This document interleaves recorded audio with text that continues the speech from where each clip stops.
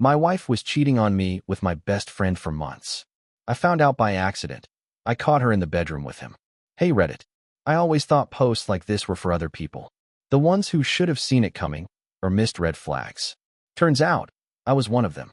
I'm 34, been married to Ashley for 6 years. Together for 9. We've got no kids, and I'm genuinely thankful for that now. We own a house, have stable jobs. I'm in construction management, long hours, early mornings, mostly hands-on stuff. Ashley's in marketing, mostly remote. She's always online, always texting, always busy. I used to think it was just the job. She's always been kind of high maintenance. Makeup done, even just to take the trash out. Constantly checking how she looks on front cam. Instagram queen. That wasn't a deal breaker. We all have our quirks. But she could be snippy, dismissive, sarcastic as hell when things didn't go her way. Still, I thought we had a decent thing going. Until around 6 months ago, when her phone suddenly became the most protected item in the house. She started taking it everywhere: bathroom, garage, laundry room. Flipping it face down like it was radioactive.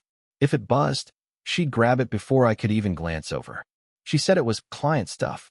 Big campaign, very confidential. I bought it at first. I trusted her. She also got weird about alone time. Started spending hours in the guest room. Said she was working in peace. That she needed mental space. But sometimes I'd walk past and hear her laughing softly. Flirty laughing. Once or twice I heard a low male voice on speaker. I asked her directly once. You talking to someone?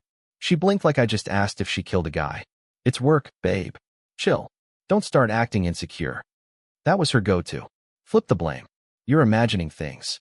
You're paranoid. You're insecure. So I dropped it. Tried to be the chill husband. That was mistake number 1. Then the gym thing started. New leggings.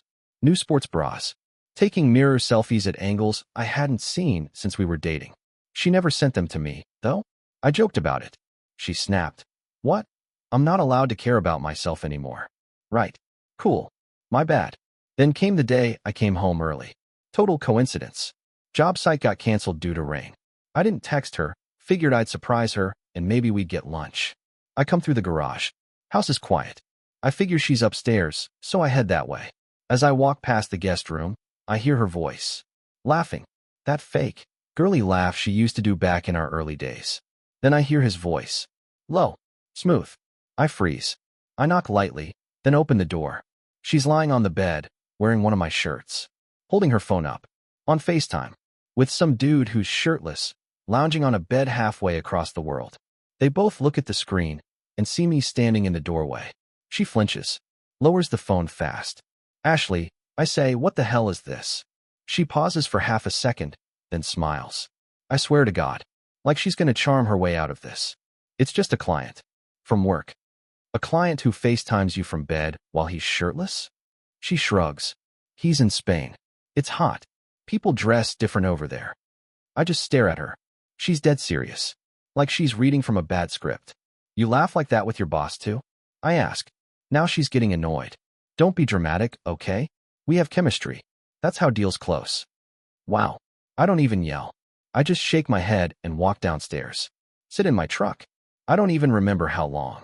I must have looked like a zombie just staring at the windshield. Eventually I go back in.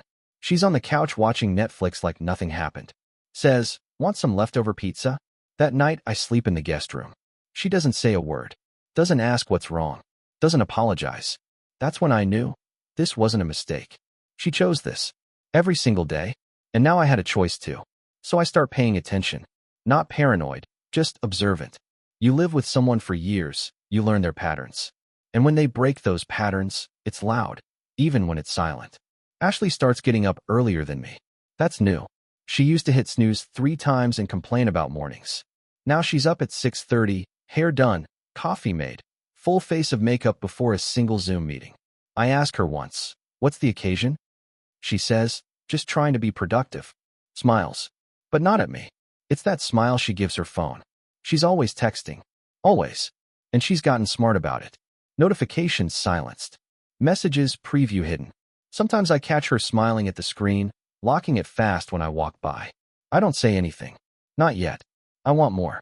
I need confirmation. So I do something I've never done before. I check the iPad. It's synced to her messages. She forgot about that. Or maybe she thought I'd never think to look. To be honest, I wouldn't have, until that moment. What I found made my stomach turn. Hundreds of messages. Not just one guy. Multiple. But one name stood out. Corey. Same guy from the FaceTime call. Their texts? Explicit. Not in a physical way, not technically, but enough to make you feel like someone set your chest on fire. Stuff like, I wish you were here instead of him. He doesn't touch me like you do, even just through the screen. I had to fake it last night. He didn't even notice. LOL. Doing that thing you like while texting you. Don't stop talking. And here's the twist I didn't expect. She was sending him audio, voice messages, saying his name the way she never said mine. Low, intimate, while I was just one room away. Let me tell you something. Hearing your wife whisper another man's name like that, in your house, while you're 10 feet away, it's not something you forget. It's not something you forgive. I sat there listening, frozen, sick, sweating, my ears ringing. This wasn't just flirting. This wasn't emotional support. She was performing for him, making a whole damn show out of it. Later that night, I tested her. We're brushing teeth, side by side. I casually say, you ever talk to Corey outside of work stuff? She looks straight into the mirror and goes, nope, not anymore. He got too flirty. I shut it down. I nod, dry my hands, and something inside me just clicks. She's not just cheating. She's playing a role, saying what she needs to say, lying like it's second nature, like I'm an extra in a movie she's been directing for months. The next morning, I'm up early, earlier than her. I wait until she showers, unlock her phone. Yes, I knew her passcode. She's lazy like that, and forward a few choice messages to myself. I want backup, just in case. Then I delete the evidence from her phone. She'll never know. The rest of the week, I play it cool. I make dinner. I laugh at her jokes. I even give her a back rub like nothing's wrong. And the whole time, I'm watching her. You know what's wild? She doesn't feel guilty. She doesn't flinch. No remorse. Just goes about her day like she's the perfect wife, and I'm the lucky idiot who scored her. I start noticing her patterns. She waits until I fall asleep, then sneaks into the guest room to take a call. Stays up for hours. Comes back to bed around 3 a.m. Wakes up tired but glowing. So I set a trap. I borrow a buddy's security cam. Hide it in the guest room, above the bookshelf. Motion activated. Small. Silent. She never notices it. And what it records. So, quick recap. I set up a motion-activated security cam in the guest room where Ashley kept sneaking off for her late-night work calls. I wanted hard proof. Not just texts or audio. Real, undeniable footage. The first 2 nights? Nothing. She stayed in our room. Weird, right? Then, the third night, around 1:47 a.m., ping. Motion detected. I'm at work the next day when I check the footage. I'm in my truck during lunch, parked in the shade, phone in one hand, heart in the other. The video starts with her slipping into the guest room in one of my old hoodies. Lights off. She closes the door softly behind her, sits cross-legged on the bed, pulls her phone out, and then it starts. She props the phone against a pillow, opens the front camera. Then she starts talking. To him. To Corey. Her voice is soft, breathy, fake sweet. She says stuff like, "Did you miss me? I couldn't stop thinking about last night. He's asleep downstairs like a baby. Has no idea. Idiot." Then she slowly takes off the hoodie. Underneath is something I've never seen her wear before. Fancy, black, and clearly meant for someone else. She poses, talks, flirts, makes promises.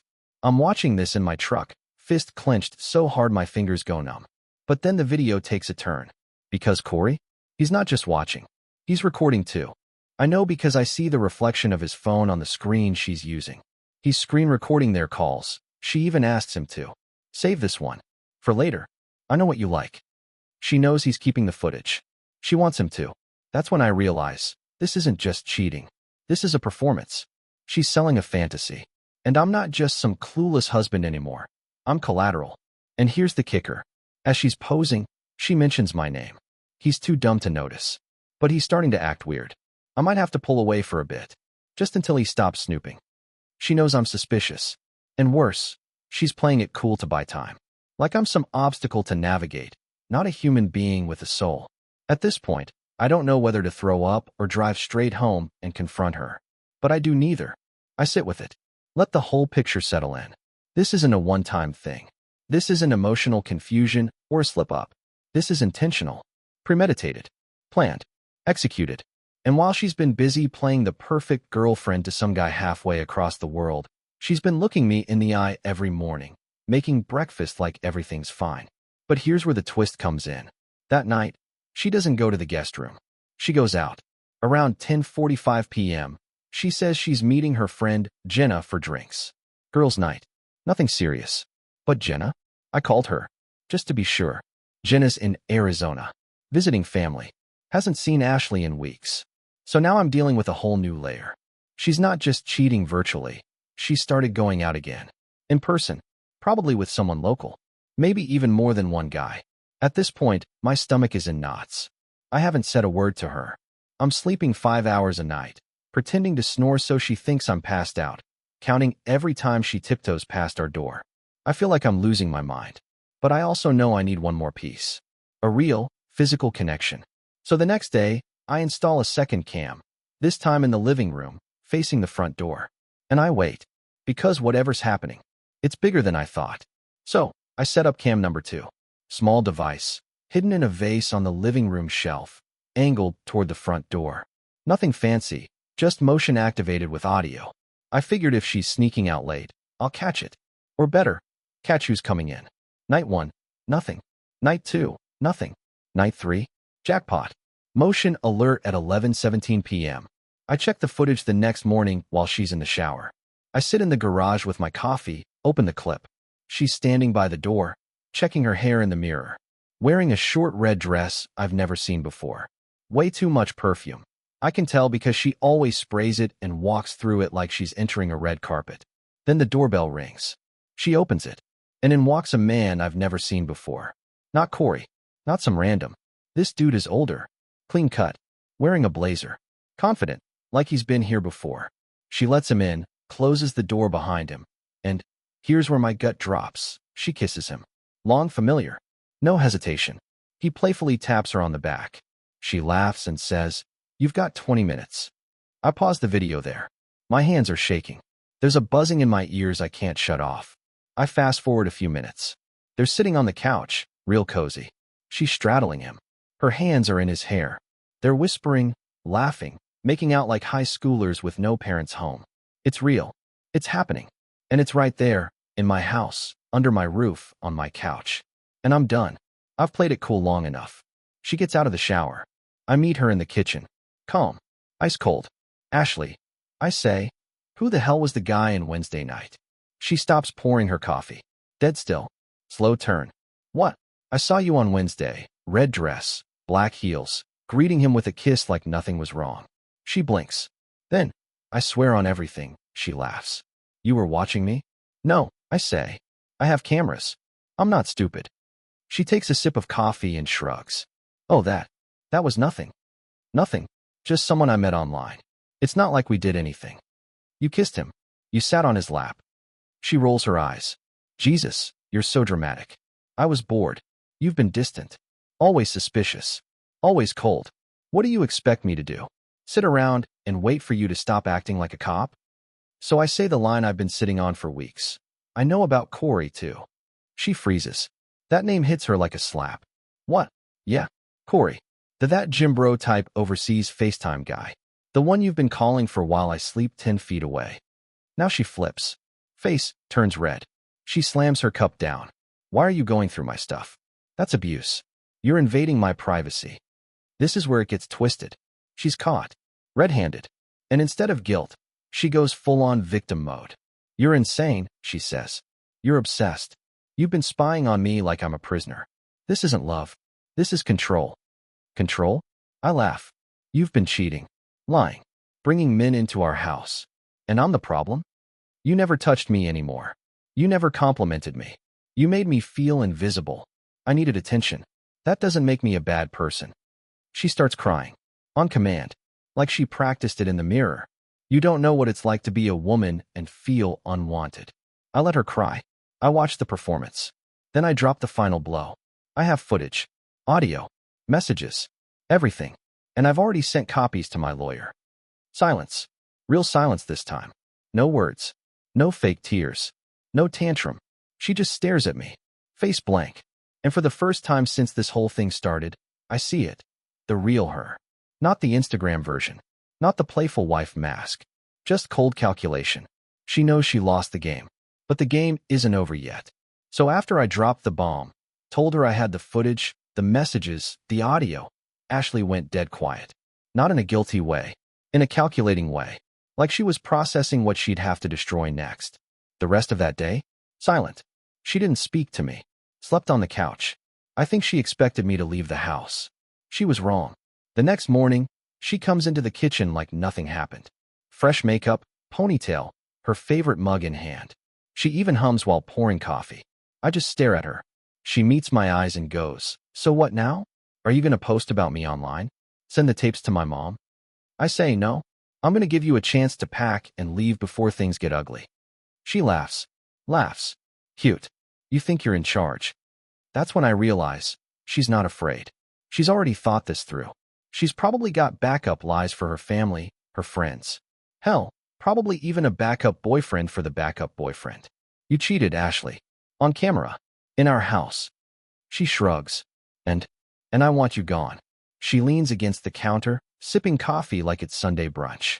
You're not kicking me out of my own home. Our home. Yeah? Whose name is on the mortgage? Now she's smiling. Because that's when it hit me. The house is technically under her name. I bought it with her. I paid more into it. But when we closed, she insisted on handling the paperwork. Said she had better credit. I didn't think twice at the time. Stupid. You played the long game. I say. She smirks. Baby, you don't even know what game we're playing. And she wasn't kidding. Later that day, I go to my lawyer with all the evidence. The screenshots, the video, even the audio files. He's impressed. Says it's solid ground for divorce with fault, especially in our state. Then he asks, anything before the marriage I should know about? I say no. That was a lie. Because later that night, I find something in our storage unit, a locked box. I'm grabbing old tools, and I knock it over by accident. Ashley's old stuff. High school and college photos. Journals. And one beat-up phone she never threw away. It turns on. Barely. No password. And inside, texts from before we were even married. Conversations with a guy named Eric. She was working through feelings back then. Said she wasn't sure about committing. Claimed she needed clarity before settling. Turns out, that clarity involved a 3-day trip to Tahoe with Eric. Same weekend she told me she was visiting her sick aunt. I proposed 2 weeks after that. She said yes. Smiled like I gave her the world. She knew exactly what she was doing. From day one, I sit on the garage floor, reading those old messages, feeling like an idiot. Not just for the last few months. For the last 6 years. This isn't a one-time affair. This is who she is. Someone who doesn't stop. Someone who wins by lying better than anyone else. But now I'm not playing nice anymore. I talk to my lawyer again. We build a full timeline. Document everything. I record every interaction in the house. I change all my passwords. Lock my credit. I even freeze our joint account. I'm not letting her blow it on spa days and overpriced makeup while she flirts with Corey over video calls. And here's the thing. She knows I'm planning something. But I don't think she knows how big it's about to be. Because I've got one more card to play. And it's coming from someone close to her. Someone she never expected. So, remember how I said Ashley had no idea how big this was about to get? She found out.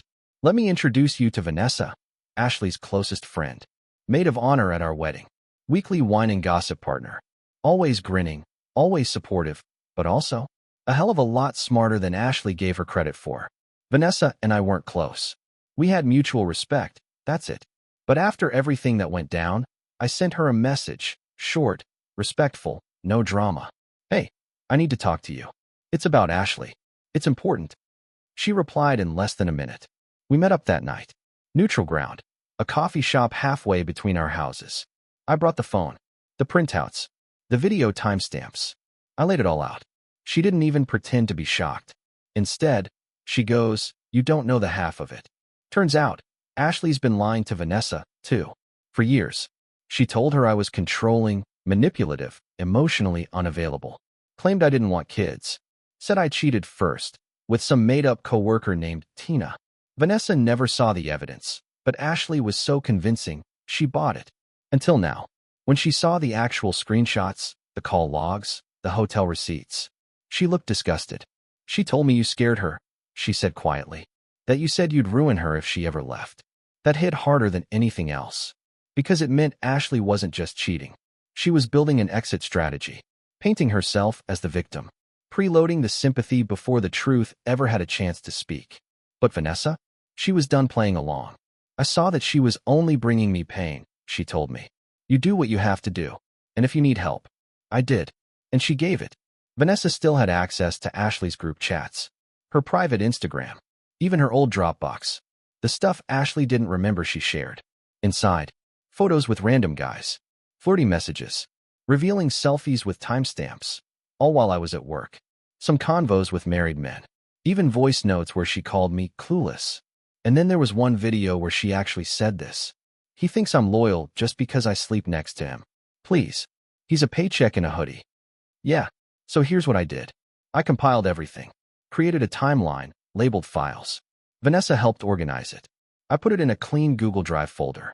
And then, I sent the link to 3 people. 1. Ashley's mom, who always adored me. 2.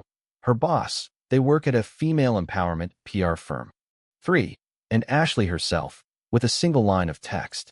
You wanted war. This is me going easy. Her reaction? Nuclear. She came storming into the house screaming. Red face, mascara running, fists clenched. You're trying to ruin me. I could lose my job. You mean the job where you promote honesty and integrity? That job? She started throwing things. Shoes, pillows, whatever was in reach. I didn't flinch. You think this is funny? She yelled. This is my reputation. Exactly, I said.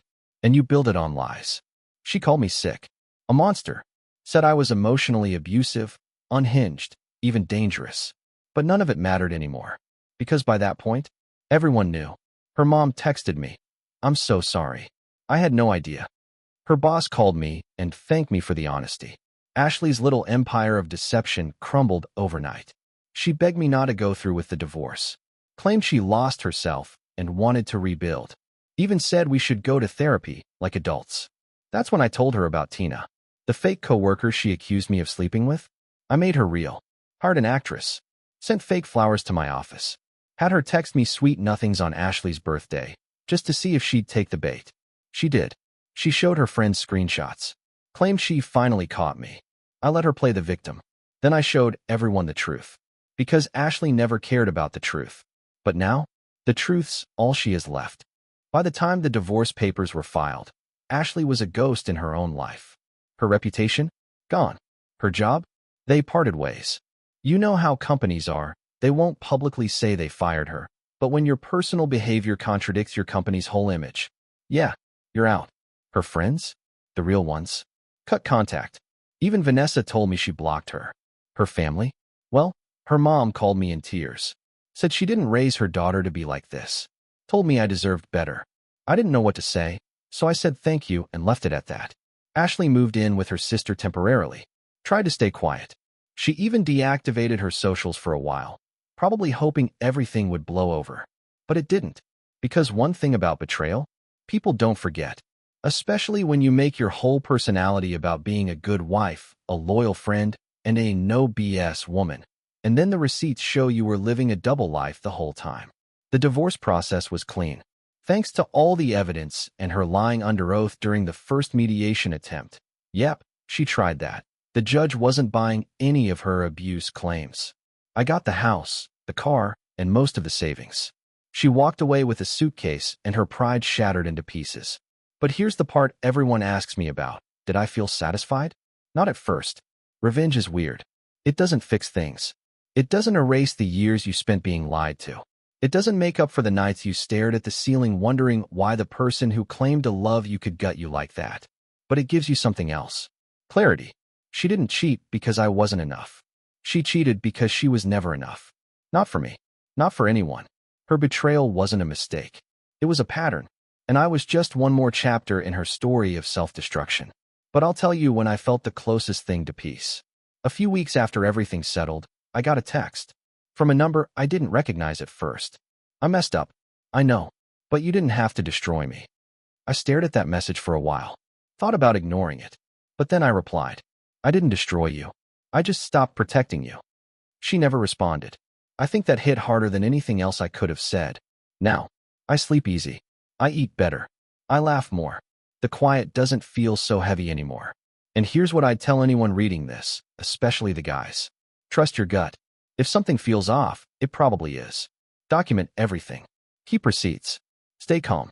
Don't go full chaos. Go surgical. And most of all, never beg someone to respect you. If they're capable of doing what Ashley did, your love won't change that. Your patience won't fix it. And your pain won't move them. They'll only stop when they have no one left to lie to. Let them get there on their own. And walk away with your soul still intact.